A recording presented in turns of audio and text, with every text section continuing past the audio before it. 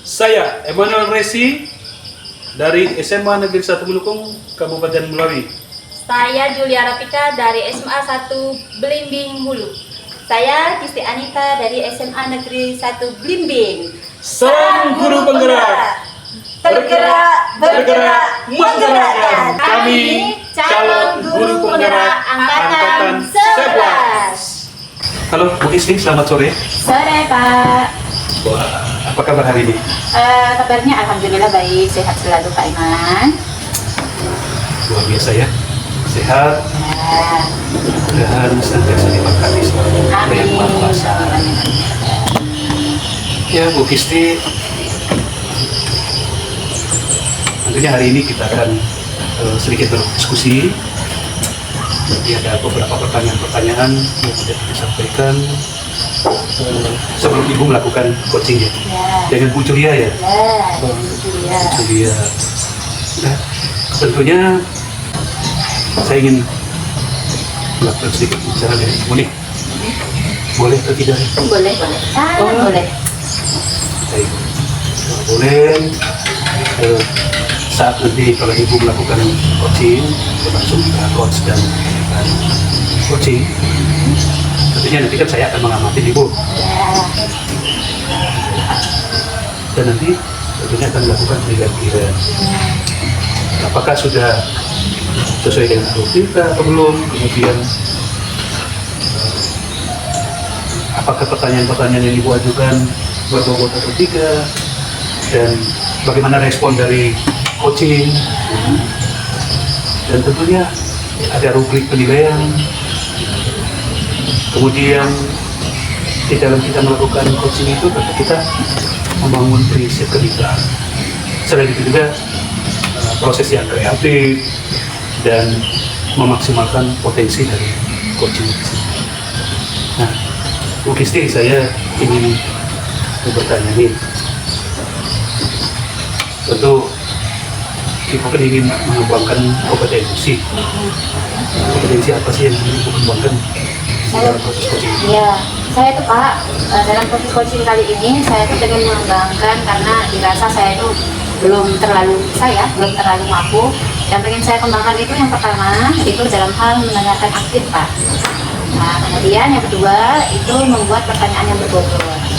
Kenapa itu saya ambil? Karena dengan mendengarkan aktif itu kita akan bisa membuat pertanyaan untuk selanjutnya biar kita dapat informasi dari coachingnya. Itu Pak. Jadi dua ya? Ya, ada dua kompetensi ya ini menjadi kompetensi spesifik. Ya. Kalau kita tahu ada tiga kompetensi yang harus dikembangkan. Terus expression, kehadiran, kemudian yang kedua mendengarkan aktif, mendengar yang baik dan mendengarkan yang baik itu mampu untuk menemukan solusi gitu. Kemudian memberikan pertanyaan yang berbobot. Nah, ini harapan kita supaya dengan pertanyaan yang berbobot kita tentunya mampu untuk membantu dan kita mengembangkan kompetensinya. Nah, selain itu saya juga masih memberikan sedikit pertanyaan ini. Nah, kira-kira kompetensi yang ingin dikembangkan dalam proses coaching nanti, selain dari tiga tadi, Ibu inginnya dua saja nih, yang spesifik ya? Iya. Nah, ini kan masih berlatih kan Pak. Jadi kalau coaching itu kan nggak bisa langsung tiga-tiganya nih. Nah, pengennya sih dua dulu, nanti kita ada coaching selanjutnya itu bisa bertambah lagi kompetensi yang bisa saya kembangkan gitu Pak. Ya, mudah-mudahan bisa menemukan solusi ya Bu. Oke, selamat sore Bu Kisti. Sore Pak. Apa kabar hari ini? Alhamdulillah sehat selalu, semangat dan bahagia. Ya, luar biasa hari ini walaupun cuacanya udah mulai mendung, sudah mulai gelap. Auranya Maghrib. Iya, aura maghrib. Ya, jadi kita tetap semangat nih. Oke. Luar biasa. Oke. Bu Kisti mau apa ya ingin disampaikan untuk mau diceritakan pada kesempatan ini? Saya tuh Pak mau sharing nih dengan Pak Iman. Siapa tahu dengan sharing itu saya bisa dapat solusi ya untuk permasalahan saya.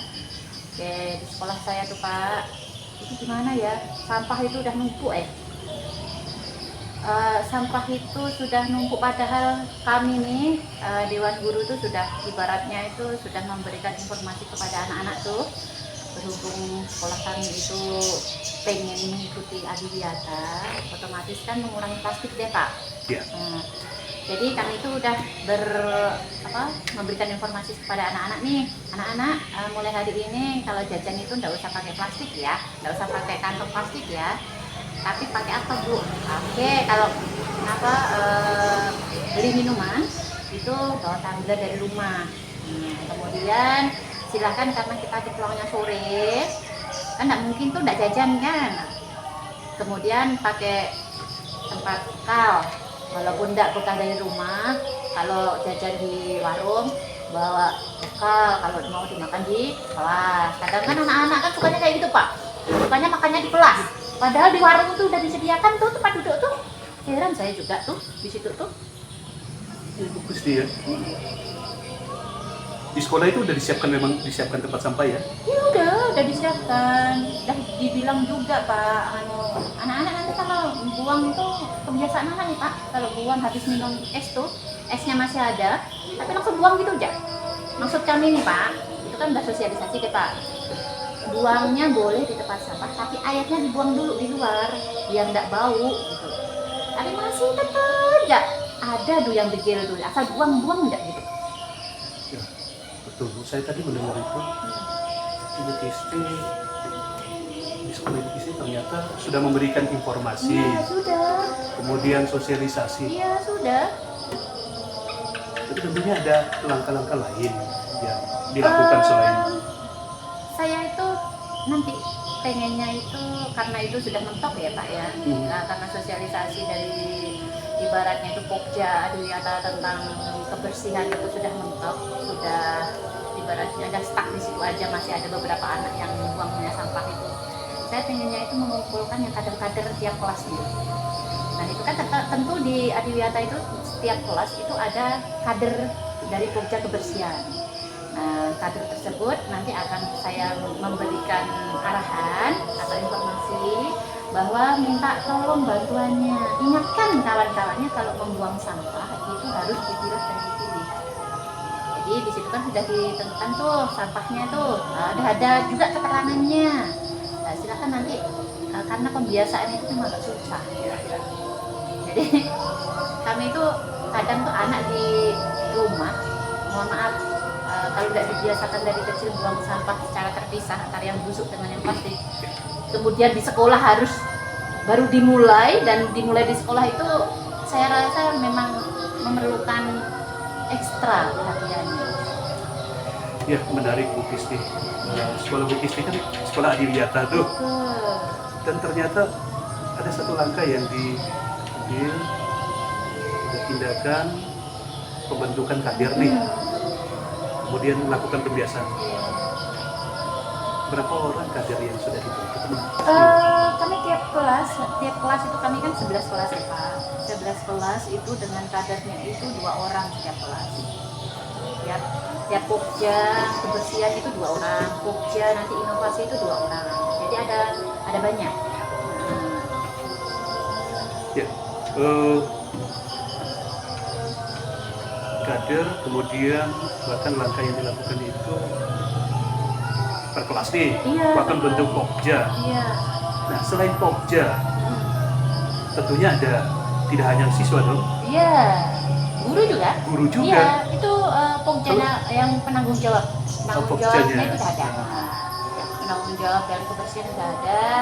Nah, saya itu pengennya itu kan bukan tanggung jawab Pokjanya aja sebenarnya dalam itu sebenarnya tanggung jawab kita semua. Dan guru, mohon maaf nih, di mana-mana pun itu adalah sebagai suri teladan yang baik. Jadi gimana nih mau jadi kita mau menegakkan Adiwiyata sedangkan gurunya aja masih beli pakai kantong gitu kan aneh gitu kan. Ya betul, soal tanggung jawab. Kita semua tentunya merasa saya punya tanggung jawab. Tapi tidak semua. Iya betul, tidak semua. Ada rasa mereka itu yang Ya gitu udah deh, udah ini udah dibentuk dah lah. Dari sekian banyak akan guru nih, nah tidak tadi Ibu katakan bahwa tidak semua, Iya betul, tidak semua. tapi yakin banyak ya. Yang tidak ini kira-kira yang tidak ini berapa banyak? Yang Dari sekian. tidak, mohon maaf ya Pak, yang tidak, yang bukan yang tidak. belum Belum sadar gitu ya, belum sadar Belum dengan sadar. tanggung jawabnya atau tupoksinya, itu saya rasa ada sekitar, masih sekitar 10-an orang dari 30-an orang. Nah, kalau saya mikirkan 10 orang ini kalau tidak diantisipasi itu bisa melebar kemana-mana. Ya. Tentunya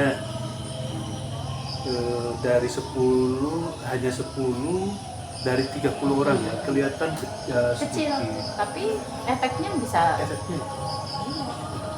Sedangkan Ibu Kisni kan pengennya wah, soal sampah ini kan menjadi Ya, budaya betul, kan, betul. budaya sekolah kan. Itu langkah-langkah atau strategi yang dikembangkan ke depan. Oke. Untuk kedepannya saya pengennya itu tentulah kita kan, saya kan punya kepala sekolah ya Pak. Jadi saya akan mengkomunikasikan hal tersebut dengan kepala sekolah melalui ketua Adiwiyata, karena tentunya di sini bukan saya ketuanya, walaupun bukan saya akan kayaknya Pak saya ini kepo gitu caranya, ini kok udah gerak-gerak, ini gimana caranya. Jadi saya akan menginformasikan ke ketua Adiwiyatanya, silakan nanti akan berkonsultasikan dengan kepala sekolah, ini gimana nih kawan-kawan nih masih stuck seperti ini, padahal ini kan tanggung jawab semua gitu kan. Siapa tahu nanti dari pihak kepala sekolah itu bisa memberikan wejangannya ke rekan-rekan.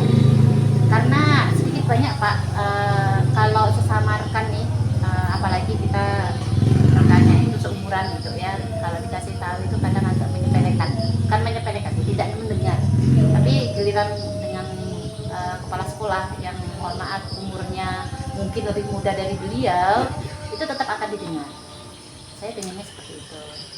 Ya, selain kan kita punya prinsip itu paling tidak bangun kolaborasi nih. Ya, betul. Selain pimpinan, kita komunikasi pimpinan, tapi kita bikin kolaborasi nih. Ya. Kan tidak hanya di lingkungan warga sekolah Ya, kita ya, kan. betul. Tentu kita dengan warga sekolah lain. Iya, dengan Apalagi sekolah ini dinas kan. lingkungan hidup juga Pak. Dinas lingkungan Iya. hidup. Dengan lingkungan hidup, kemudian itu akan mungkin bisa menggugah rasa tanggung jawab dari guru, dari murid, itu mungkin bisa. Ya selain dinas lingkungan hidup, tentunya kalau saya itu ada lembaga lain juga yang biasanya ikut andil gitu kan. Tidak hanya dinas lingkungan hidup. Kalau soal sampah ini kan rata-rata kalau di perkotaan misalnya ya, itu ada organisasi khusus. Sering kita, ada pasukan kuning. Kalau kita di sekolah kan memang sudah bentuk ini nih. Ya, ya. Jadi kan ada organisasi lain lagi yang bisa membantu kita. Dan selain itu harapan Ibu ke depan, tentu kan selain harapan nanti ada rencana tindak lanjut nih. Betul. Oh, Ya, apa sih yang ingin harapannya. kita gapai gitu kan? Kalau harapan saya itu pengennya sekolah saya itu bersih Pak, tentu ya bersih. Strateginya yang pertama tadi itu melakukan pembiasaan tadi, walaupun awalnya berat, saya rasa dengan anak-anak itu seringkali diingatkan, itu akan bisa berjalan. Kemudian saya itu akan melakukan kerjasama juga dengan itu tadi, lingkungan hidup tadi. Ini gimana nih, mungkin tong sampahnya masih kurang ke atau gimana. Kemudian mungkin dari masyarakat yang bisa nanti menggerakkan penggunaan plastik didaur ulang, nanti bisa dijadikan sumber nanti biar anak-anak itu terbuka, oh ternyata plastik itu jangan dibuang aja, kayak bungkus kopi itu kan Iya, bisa tuh, betul. bisa dipakai untuk tas. Cuman saya hanya bisa ngomong sih Pak, cuman kan saya nggak bisa buatnya gitu. Siapa tahu nanti warga sekitar ataupun orang tua, Iya. wali dari anak-anak itu kalau misalkan ada yang bisa buat atau mendaur ulang plastik untuk digunakan sebagai tas atau sebagai apa yang lebih bermanfaat lagi, bisa nanti kita datangkan sebagai narasumbernya. Ya, luar biasa nih Bu Kisti. Ya. Jadi ada langkah-langkah atau strategi harapan ke depan dari membangun kebiasaan itu menjadi budaya positif Iya, kan. betul. Kita mengharapkan nilai Ya. dan nilai-nilai positif yang Ya. dan satu lagi yang saya lihat kok ada produk gitu kan. Saya lihat Ibu Gizi tadi kan Iya. ada produk nih. Iya. Kami punya bisa dijadikan Tas, Tas. mungkin bisa jadikan hiasan tentu kan dinding. ya tentu selain dengan masyarakat yang spesifik di sekolah itu loh Bu. Iya, Di sekolah itu kan spesifik di biasanya sekolah ada itu. anak itu bisa Pak. Kemarin itu ada saya informasi itu dari kawan pekan kerja guru itu Bu, itu anak di kelas 10C itu ada salah satu anak itu yang bisa buat apa dari anak kelapa tuh Pak, batok kelapa. Oh, ya. Iya. Itu dijadikan Betul. untuk apa gelas. Bisa. Kerajinan. Iya, kerajinan tangannya. Kerajinan. Kemudian yang saya tuh pengennya yang kan kalau batok kelapa itu kan jarang ditemukan di sekolah ya Pak ya. Iya, iya. Yang banyak ditemukan itu kan yang paling banyak itu bungkus plastik, permen, apa lagi ya? Styrofoam. Nah, iya. Maksud saya tuh kawan-kawan tuh kalau misalkan ada gitu kan, itu mengolah 3 jenis nih. Dan ternyata kemarin tuh ada juga anak kelas 12 itu, Bu, ibu saya itu ada bikin tas itu dari bekas kopi. Nah, saya tanya, apa itu kopinya kan besar, kalau bekas permen bisa enggak ya Bang? Nampaknya bisa Bu, nanti diolah. Saya tanyakan sama mamanya. Nanti kalau ditanya sama mamamu, nanti kalau bisa bolehlah mamamu sebagai narasumber, saya bilang kan. Iya Bu. Tuh ya. Udah kelas 12. Memang tentunya sekarang itu melibatkan orang tua dalam pendidikan. Iya, betul. Yang namanya guru apa ya? Itu diinstruksikan juga bahwa harus ada orang tua, masyarakat Iya. bisa mengembangkan, ikut membantu kita di sekolah. Nah, tadi saya lihat ada keberhasilan dalam soal produk nih. Ada orang tua, bahkan di sekolah itu ada yang namanya T5 itu kan. Iya. Oh, Iya, betul Pak. terus targetnya itu pasti kan kesadaran kurang. Kita sudah melakukan sosialisasi apapun itu, tapi belum juga. Tentu ada target jangka panjangnya dong. Iya, betul. Target saya itu kalau jangka pendeknya itu bulan depan itu pengennya itu mendekati rekan kerja yang belum tadi. Iya. Belum tanggung jawab, belum sadar diri Pak. Sadar diri. Saya itu dikenal itu kalau di sekolah itu Bu SD Pak. Wah, Sadar diri. Jadi saya tuh pengen mendekati secara emosional ya, maksudnya itu secara apa ya, ya hati dengan hati gitu. Apa sih yang membuat mereka itu belum sadar gitu kan, padahal itu kan tanggung jawab kita semua gitu. Apa sih permasalahannya gitu kan. Jadi dengan cara kita face to face itu bisa terbuka. Kadang rekan kerja itu kalau lingkup global dengan satu ruangan itu akan menutup-nutupi. Kalau jangka panjangnya sih pengennya saya menggerakkan anak-anak, kemudian ya memenuhi kebutuhan mereka. Siapa tahu di antara 400 siswa itu ada yang memang bisa, yang berpotensi untuk mengolah sampah jenis apapun. Dan anak-anak itu lebih tergugah ke langsung pergi ke lapangan gitu. Ide-ide mereka itu kadang wow gitu, tidak terpikirkan oleh kita tapi mereka terpikirkan gitu. ya, itu memang harus ada pendekatan personal. Pertama mulai dari dengan rekan-rekan di sekolah. Itu juga target jangka panjangnya kita ingin harapan ke depan itu semua anak kita sadar. Gitu. Tingkat kesadarannya udah tinggi sehingga sudah membudaya, bebas dari ada sekolah yang melakukan apa ya, semacam mereka punya moto khusus, ada yang punya motor khusus. Kalau sekarang yang sering itu kan bersih itu indah. Saya soalnya apa ya? Asupan hijau sih kayaknya. Ya, hijau. Itu tentunya seperti Green School. Green School. Itu program Green School. Green School itu sangat membantu kita untuk bagaimana lingkungan sekolah yang hijau dapat meningkatkan kesehatan dan kesadaran. Betul, betul Pak. Apalagi tidak hanya tubuh yang sehat, tapi lingkungan yang sehat. Apalagi gerakan green, pemanasan global dan green, kita membudayakan dengan mulai dari lingkungan kecil kita. Terima kasih Bu Kisti. Oke, sama-sama Pak Eman. Untuk hari ini luar biasa. Sukses untuk sekolahnya. Sukses untuk Bu Kisti dalam rencana dan target ke depannya. Mudah-mudahan bisa terpenuhi. Sehat selalu. Semangat ya Bu. Selamat petang Pak Eman, selamat petang. Iya, udah petang ya Bu ya. Petang, ya. Waduh, tanpa kita sadari ternyata udah petang nih. Petang nih, bagaimana nih perasaannya Pak Eman? Ya luar biasa Bu. Saya hari ini menemukan rekan yang ya sangat tercerahkan dan mencerahkan dalam prosesnya. Sangat luar biasa. Tadi saya coaching dengan Bu Kisti nih. Saya sudah menggali apa yang menjadi tujuan, kemudian masalah-masalah yang ingin dicapai tadi itu.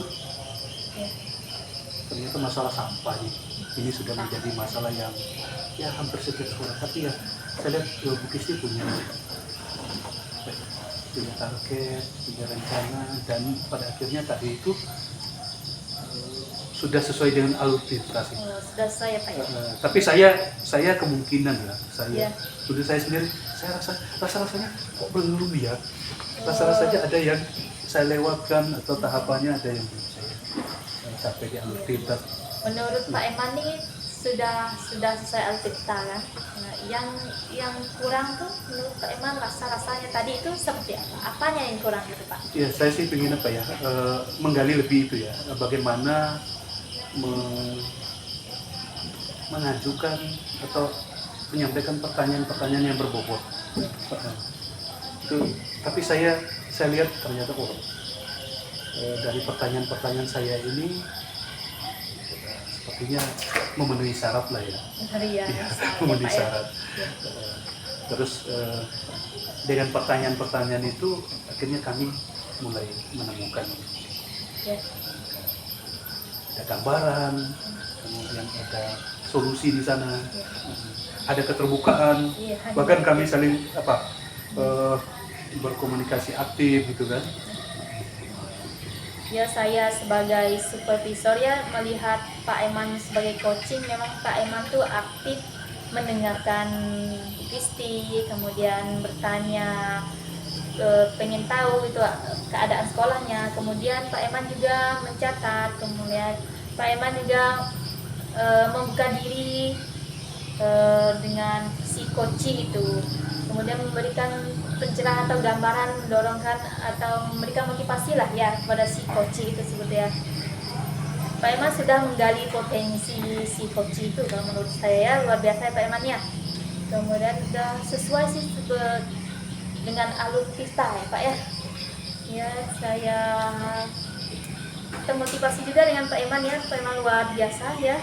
Terima kasih Pak Eman, semuanya sesuai dengan indikator pencapaian sebagai coach yang menurut saya ya. Gimana menurut Pak Eman? Ya, kalau pribadi saya sih saya rasanya kok saya yang belum gitu kan. Tapi ya saya ingin lebih ke depannya itu kompetensi saya itu lebih saya kembangkan lagi kan. Apalagi coaching ini kan tidak hanya dilakukan sekali, harus terus menerus gitu kan. Saya ingin supaya saya itu harus mengembangkan diri. Selain mengembangkan diri saya juga ikut membantu dengan bantuan Pak Iman. Iya, terima kasih Pak Iman ya sudah berbagi informasi, berbagi pengalaman ya. Oke, Selamat terima petang. kasih Bu. Oke, selamat sore Bu Kisti. Selamat sore Kak. Wah, luar biasa ya hari ini. Sangat luar biasa. Apakah sudah selesai tadi? Alhamdulillah sudah Pak coachingnya dengan Bu Julia Luar biasa. dan berjalan dengan lancar dan sesuai dengan kriteria saya, indikator saya. Ya, luar biasa. Ya Bu Kisti, saya tadi mengamati dan melihat Ibu sudah memberikan ya, kontribusi yang terbaik lah untuk Bu Juliani. Tapi tentunya mungkin apa yang ingin diharapkan lagi nih untuk Bu Julia ke depannya Iya. dari coaching ya. tadi? Harapan saya untuk Bu Julia itu dengan proses coaching itu saya harapkan beliau itu sering berkolaborasi dengan rekannya, rekan kerjanya ya, dan harus terus memupuk semangat jiwa keponya, karena dengan kepo kita akan meningkatkan kompetensi kita di kelas nanti ya gitu ya. Kemudian untuk refleksi untuk coaching saya Pak, saya merasa walaupun sudah menggunakan alur tirta, tapi nampaknya saya itu belum runtut, belum terlalu terstruktur. Jadi kedepannya saya pengennya itu menggunakan alur tirta dengan runtut atau terstruktur, lebih terstruktur daripada sekarang. Betul, betul Bu Kisti, memang dalam alur tirta itu kita tentunya harus runut, kemudian kita bisa memberikan solusi. Iya betul. Paling tidak dengan solusi yang kita berikan, rekan kita bisa terbantu menemukan solusi terbaik dan keluar dari persoalannya. Nah, itu Bu Kisti, terima kasih atas apa yang sudah Ibu Kisti lakukan. Mudah-mudahan tetap sehat, tetap semangat, dan semoga bisa berjalan sesuai dengan apa yang direncanakan, apa yang diinginkan, apa yang diharapkan. Ya, selamat sore. Sore Pak. Cut.